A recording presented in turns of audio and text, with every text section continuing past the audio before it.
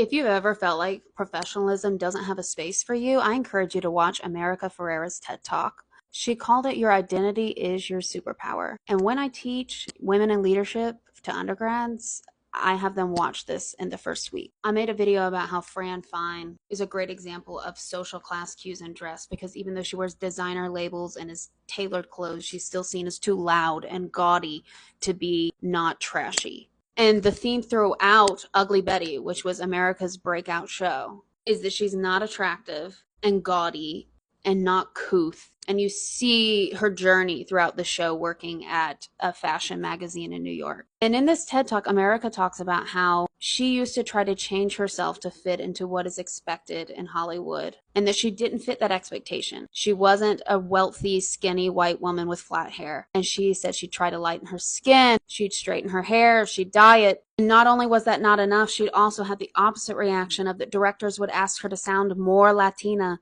in a commercial or an audition, and she was like, I am what a Latina sounds like. What's the deal? Because she either didn't fit their stereotype enough as a Latina, and she certainly wasn't the skinny blonde white woman of Hollywood. And the point she makes in this TED Talk that's so beautiful is that when she had her big break, it was to be exactly who she was and not anybody else. Ugly Betty was not going to be what Hollywood had portrayed. And I haven't seen the show in over a decade. I have positive rememberings of it, though now I wonder, has it aged well? But in this TED Talk, she talks about it as a positive experience. And she is quoted as saying, I didn't need my dream to be easy, I just needed it to be possible. The show was a massive hit. She won an Emmy, a Golden Globe, I think Screen Actors Guild, whatever that is. She was the first Latina to win an award as a lead actress in a comedy series.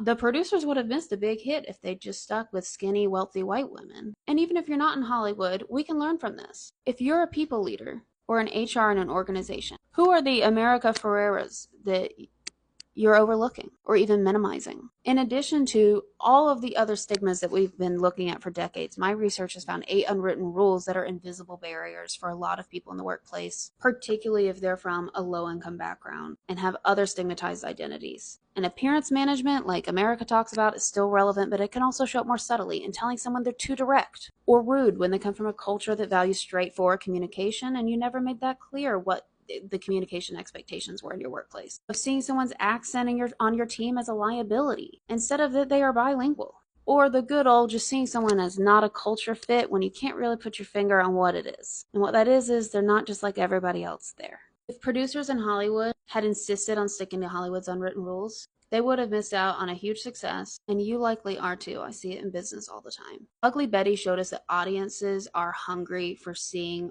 different kinds of shows and not the same thing all the time. It's a show that is credited with changing television. And as America said in her TED Talk, her identity is not an obstacle, it's her superpower. So when you encounter these moments in your organization where you think that's not how we do things, ask yourself, is this an unwritten rule? If it is it serving a purpose?